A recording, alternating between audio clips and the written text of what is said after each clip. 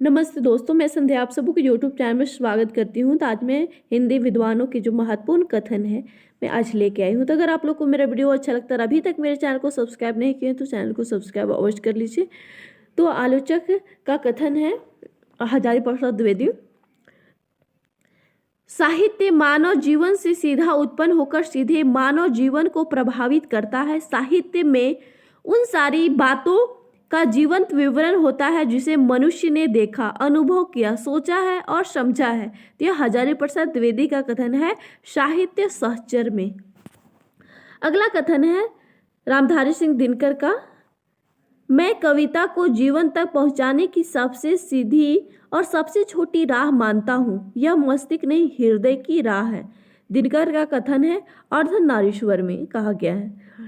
अगला कथन है कला सामाजिक अनुपयोगिता की अनुभूति के विरुद्ध अपने को प्रमाणित करने का प्रयत्न, अपर्याप्तता के विरुद्ध विद्रोह है। अज्ञेय का कथन है त्रिशंकु में कहा है कला और विषय वस्तु दोनों ही समस्त रूप से साहित्य रचना के लिए निर्णायक महत्व की रचना नहीं, निर्णायक भूमिका हमेशा विषय वस्तु की ही होती है।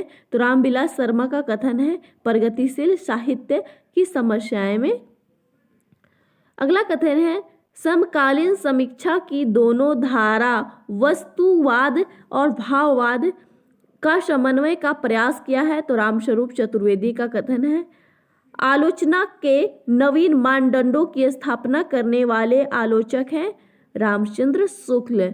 आलोचना के नवीन मानदंडों की स्थापना करने वाले आलोचक कौन है? तो आचार्य रामचंद्र शुक्ल हैं। अगला कथन है शब्द शक्ति रस और अलंकार ये विषय विभाग काव्य समीक्षा के लिए इतने उपयोगी हैं कि इनको अंतर्भूत करने संसार की नई पुरानी सब प्रकार की कविताओं की बहुत सी सूक्ष्म मार्मिक और स्वच्छ आलोचना हो सकती है। आचार्य रामचंद्र शुक्ल का है काव्य में अभिव्यंजनावाद से लिया गया है। शुक्ल जी का आदिकाल वास्तविक मध्यकाल है। जो आदिकाल को मध्यकाल हिंदी जनपदों के इतिहास को सामंत काल, वीरगाथा काल, रीतिकाल का प्रथम उत्थान, पूर्व मध्यकाल, रीतिकाल और रीतिवाद का द्वितीय उत्थान है। तो रामविलास शर्मा का है हिंदी जाति की समस्या से ली गई है। हजारी प्रसाद द्विवेदी के समर्थक आलोचक है डॉक्टर नामवर सिंह। तो प्रश्न आ सकता है कि हजारी प्रसाद द्विवेदी के जो समर्थक आलोचक कौन है? तो डॉक्टर नामवर सिंह। अगला है सौंदर्य कोई निरपेक्ष वस्तु नहीं, उसका निर्माण भी तो कलाकार की अपनी भावनाओं और धारणाओं के आधार पर ही होता है। तो डॉक्टर नगेंद्र का कथन है आलोचक की आस्था से लिया गया है। भक्ति आंदोलन एक जातीय और जनवादी आंदोलन है। रामविलास शर्मा का कथन है, ये कथन बहुत ही महत्वपूर्ण है। प्रत्येक एग्जाम में यह प्रश्न कथन पूछा जाता है कि भक्ति आंदोलन एक जातीय व जनवादी आंदोलन है। कथन किसका है? तो रामविलास शर्मा का कथन है। अगला है कला की सौंदर्य कोई निरपेक्ष वस्तु नहीं है। जो सौंदर्य है कोई निरपेक्ष वस्तु नहीं है, उसका निर्माण भी तो कलाकार की अपनी भावनाओं और धारणाओं के आधार पर ही होता है। तो डॉक्टर नगेंद्र का कथन है आलोचक और आस्था से लिया गया है। अगला कथन है भक्ति आंदोलन एक जातीय व जनवादी आंदोलन है। तो ये रामविलास शर्मा का कथन है। यह कथन बहुत ही महत्वपूर्ण है। यह प्रश्न बन सकता है क्योंकि प्रत्येक एग्जाम में यह प्रश्न देखने को मिलता है। अगला कथन है, तो जितने भी मैं कथन लाई हूँ सभी महत्वपूर्ण है, आपको अच्छे से ध्यान से देखना है।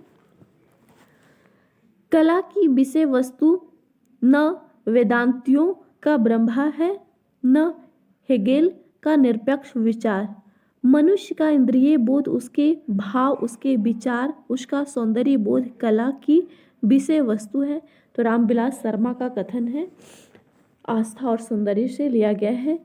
जीवन एक विषयकर विभूति है और मानवीय संबंध और भी विषयकार। अज्ञेय का कथन है आत्मनेपथ्य से लिया गया है। फ्राइड के मनोवैज्ञानिक से प्रभावित आलोचक कौन है? तो डॉक्टर नगेंद्र। यह भी प्रश्न बन सकता है, जो फ्राइड के मनोवैज्ञानिक से प्रभावित आलोचक कौन है? तो डॉक्टर नगेंद्र है। अगला कथन है, केशव को कवि हृदय नहीं मिला था। जो केशव को कवि हृदय नहीं मिला था, उसमें वह सहृदयता और भावुकता न थी जो एक कवि में होनी चाहिए। तो रामचंद्र शुक्ल का कथन है, हिंदी साहित्य का इतिहास से लिया गया है। अगला कथन है, कविता तो कवि की आत्मा का आलोक है। जो कविता है वे कवि की आत्मा का आलोक है, उसके हृदय का रस है, जो बाहर की वस्तु का आलंबन लेकर फूट पड़ती है। तो रामधारी सिंह दिनकर का कथन है, मिट्टी की ओर रचना से ली गई है। अगला है, साहित्य वस्तुतः जीवन का एक उछलित आनंद है जो उसके अंदर में अटाए नहीं अट सकता। हजारी प्रसाद द्विवेदी का कथन है। मनुष्य की सीमित बुद्धि के बाहर मानव के चेतन तत्व से संबंध ज्ञान की सीमा से भरे कोई भी शक्ति है जिससे समस्त सृष्टि शासित हो।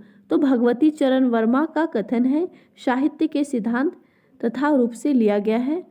लास्ट है, सौंदर्य को हम वस्तुगत गुणों व रूपों का ऐसा सामंजस्य कह सकते हैं जो हमारे भावों में साम्य उत्पन्न कर हमको प्रसन्नता प्रदान करे तथा हमको तन्मय कर ले।